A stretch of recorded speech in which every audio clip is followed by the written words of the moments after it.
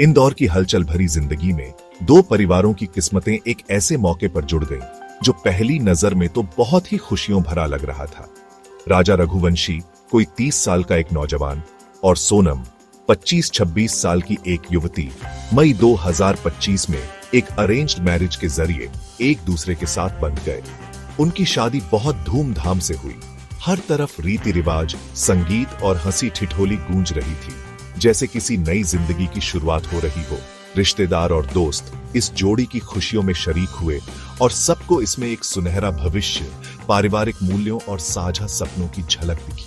लेकिन शायद ही किसी ने सोचा होगा कि यह खूबसूरत शुरुआत दरअसल एक ऐसी कहानी का सिर्फ पहला पन्ना है, जिसमें धोखा और हैरान कर देने वाली दहशत छुपी है और जो जल्द ही पूरे देश को चौंका देगी। शादी के सारे तामझाम के बाद नव विवाहित जोड़ा हनीमून पर निकल पड़ा, एक ऐसी यात्रा जिसे दोनों अपनी नई जिंदगी का पहला चैप्टर मान रहे थे। उन्होंने मेघालय की जादुई वादियों को चुना, जिसे बादलों का घर कहा जाता है, एक ऐसी जगह जहां की खूबसूरती, झरने और सुकून देने वाला माहौल किसी भी जोड़ी के लिए यादगार बन सकता है।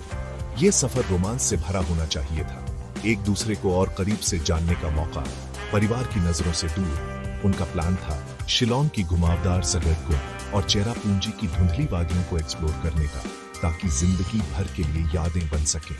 लेकिन इसी सपनों जैसी जगह में एक साजिश पल रही थी, जिसकी परछाई बहुत जल्द सब पर पड़ने वाली थी। शुरुआत के कुछ दिन बिल्कुल वैसे ही बीते जैसे किसी भी नए जोड़े के लिए होते हैं। वे शिलोंग के एक छोटे से होमस्टे में रुके और सीसीटीवी फुटेज में दोनों को एक साथ स्कूटर पर आते जाते हंसते बोलते देखा गया। 22 मई को दोनों को एक साथ स्कूटर पर देखा गया, एकदम सामान्य, जैसे कोई भी हनीमून कपल छुट्टियां मना रहा है। बाहर से देखने पर सब कुछ ठीक ठाक था। दो लोग प्यार में डूबे, पहाड़ियों की शांति में खोए हुए।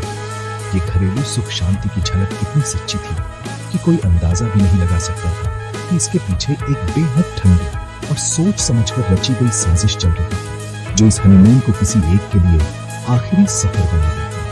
खुशहाल शादी की ये झलक और भीतर पनपती त्रासदी का ये फर्क ही इस केस को सबसे ज्यादा डरावना बनाता है। शादी की तस्वीरों में मुस्कान और जश्न दिख रहा था। हनीमून के प्लान में रोमांस और एडवेंचर थे, लेकिन ये सबके नीचे राज, झूठ और विश्वासघात का जाल बिछा था। कुछ दिन पहले तक जिस साझा भविष्य का जश्न मनाया गया था, वो अब देश के एक कोने में बेरहमी से खत्म होने वाला था। पहली बार कुछ गड़बड़ होने का एहसास 23 मई 2025 को हुआ। राजा और सोनम की रोजाना अपने परिवारों से होने वाली फोन बातें अचानक बंद हो गईं। शुरू में तो परिवार वालों ने सोचा कि शायद मेघालय के पहाड़ी इलाके में नेटवर्क नहीं मिल रहा होगा, ये आम बात है वहां। लेकिन जैसे जैसे एक दिन से दूसरा दिन बीता और कोई खबर नहीं आई, सबकी बेचैनी बढ़ने लगी। ये कोई मिस कॉल नहीं थी, बल्कि पूरी तरह से डराने वाली खामोशी थी उस जोड़े की तरफ से, जो अब तक हर दिन संपर्क में रहते थे। परिवार वालों ने जब भी फोन मिलाया, बस स्विच ऑफ की आवाज आती रही और हर बीतते घंटे के साथ डर और बढ़ता गया। ऐसा लगने लगा जैसे बादलों का घर ने इस नवविवाहित जोड़े को अपने में समा लिया हो। खतरे की घंटी तब और जोर से बजी जब चेरापूंजी में स्थानीय प्रशासन को उस स्कूटर का पता चला जो इस जोड़े ने किराए पर लिया था। वो स्कूटर एक सुनसान सड़क के किनारे लावारिस हालत में मिला, एक अकेला डराने वाला सुराग। अब मामला सिर्फ नेटवर्क या संपर्क का नहीं रहा, बल्कि पुलिस ने इसे मिसिंग पर्सन केस मानकर जांच शुरू कर दी।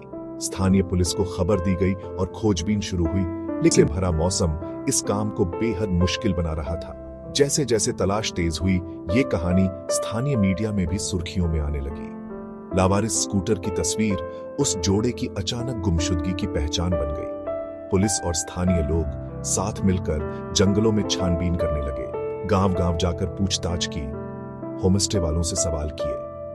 वक्त के साथ उम्मीदें कम होती जा रही थीं और डर ये था कि कहीं कोई हादसा तो नहीं हो गया, या फिर कोई अपहरण, या फिर कहीं और भी खतरनाक वजह थी इस गायब होने की। सवाल हवा में तैर रहे थे, लेकिन जवाब कोई नहीं था। इंदौर में रघुवंशी परिवार के लिए हर दिन एक नई यातना थी। कोई खबर नहीं, कोई सुराग नहीं, बस डर और बेचैनी। वे सैकड़ों मील दूर थे, पूरी तरह लाचार और पुलिस से मिलने वाली अधूरी खबरों पर निर्भर। हाल ही की शादी की खुशियां अब एक ताना लग रही थीं। हनीमून, जो प्यार और नई शुरुआत का जश्न होना चाहिए था, अब डर और अनिश्चितता की वजह बन गया था। मेघालय के बादलों में कोई रहस्य छुपा था और सब उसकी परतें खुलने का इंतजार कर रहे थे। लापता जोड़े की तलाश 27 मई को एक भयानक मोड़ पर पहुंच गई। कई दिनों की नाकाम खोजबीन के बाद रेस्क्यू टीम ने शिलोंग के होमस्टे से करीब 20 किलोमीटर दूर लोकप्रिय वैसाडोंग फॉल्स के पास की दुर्गम घाटियों में ड्रोन से तलाश शुरू की। ड्रोन की कैमरा फुटेज में एक गहरी खाई में एक आदमी की लाश दिखाई दी। स्टेट डिजास्टर रिस्पांस फोर्स की एक खास टीम ने उस मुश्किल इलाके से शव निकालने का जोखिम उठाया। रघुवंशी परिवार की सारी उम्मीदें तब टूट गईं जब शव की पहचान राजा के रूप में हुई। लेकिन इस कड़वी सच्चाई के साथ ही एक और डरावना सवाल खड़ा हुआ, सोनम कहां थी? किसी भी हादसे की थ्योरी को पोस्टमार्टम रिपोर्ट ने तुरंत नकार दिया। रिपोर्ट में साफ था कि राजा की मौत गिरने से नहीं हुई थी, बल्कि उसकी गर्दन पर तेज धारदार हथियार से घातक वार किया गया था। यह कोई हादसा नहीं, बल्कि एक सोची समझी बेरहमी से की गई हत्या थी। अब जांच मिसिंग पर्सन केस से सीधे मर्डर इन्वेस्टिगेशन में बदल गई। पुलिस को अब पता था कि यह सिर्फ एक हादसा नहीं, बल्कि एक खौफनाक जुर्म था। झरनों की खूबसूरती अब उस हिंसा का मजाक उड़ाने लगी थी जो उसकी छाया में हुई थी। उस बहते पानी में उस अपराध का दाग नहीं धुल सकता था। क्राइम सीन से और भी अहम सुराग मिले, जिससे पूरी वारदात की तस्वीर बनने लगी। राजा की लाश के पास एक सफेद शर्ट मिली, जिसे बाद में सोनम की बताई गई। वही शर्ट जो सीसीटीवी फुटेज में उसने पहनी थी। वहीं एक दांव यानी बड़ी धारदार छुरी भी मिली, जो शायद हत्या में इस्तेमाल हुई थी। सबसे हैरान करने वाली बात यह थी कि राजा के करीब 10 लाख रुपए के सोने के गहने गायब थे। इससे एक तरफ तो लूट का शक हुआ, लेकिन पुलिस को लग रहा था कि मामला कहीं ज्यादा पेचीदा है। गायब पत्नी, हत्या का हथियार और चोरी हुआ सोना, ये तीनों मिलकर शक के घेरे को और गहरा कर रहे थे। अब मेघालय पुलिस ने केस को हाई प्रोफाइल मानकर स्पेशल इन्वेस्टिगेशन टीम बना दी। अब दो बातें सबसे अहम थी। पहली, राजा की हत्या की पूरी कहानी को जोड़ना, और दूसरी, सोनम को ढूंढना। क्या वो भी किसी अपराधी के चंगुल में थी, या खुद इस कहानी की मुख्य किरदार बन गई थी? अब यह केस एक मर्डर मिस्ट्री बन चुका था, और सोनम की तलाश एक नई जंग थी, या तो दूसरी शिकार के रूप में, या फिर मुख्य आरोपी के तौर पर। जब मेघालय की एसआईटी हत्या की गुत्थी सुलझा रही थी, तभी इस कहानी की सबसे अहम कड़ी, सोनम रघुवंशी, अब भी गायब थी। पति की लाश मिलने के बाद उसका लापता रहना बेहद संदिग्ध था।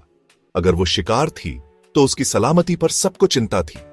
अगर वो शामिल थी तो अब वो कानून से भाग रही थी। देश भर में उसकी तलाश आखिरकार 9 जून को खत्म हुई। सोनम उत्तर प्रदेश के गाजीपुर में एक ढाबे पर मिली, वो भी मेघालय के क्राइम सीन से सैकड़ों मील दूर। दरअसल अपने भाई को किया गया उसका एक फोन कॉल ही पुलिस को वहां तक ले गया। उसे तुरंत हिरासत में ले लिया गया। उसकी गिरफ्तारी और पूछताछ ने केस की पूरी तस्वीर ही बदल दी। मेघालय पुलिस ने जल्द ही उसे पूरी साजिश की मास्टरमाइंड बता दिया।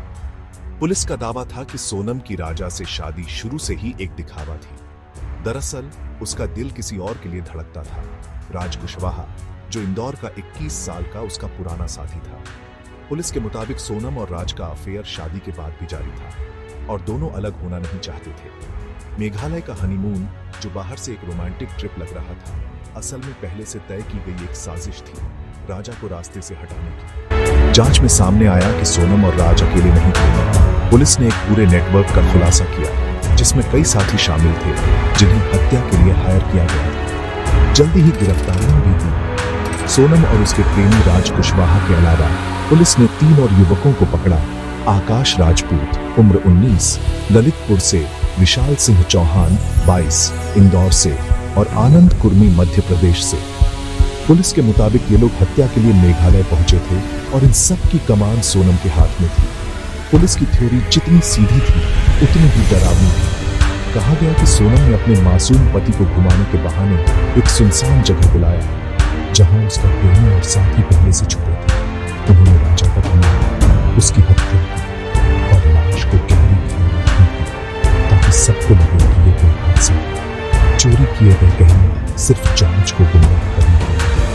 पूरी साजिश हनीमून की जगह चुनने से लेकर हत्या तक बारीकी से प्लान की गई थी। ये कहानी थी प्यार, जुनून और बेमिसाल विश्वास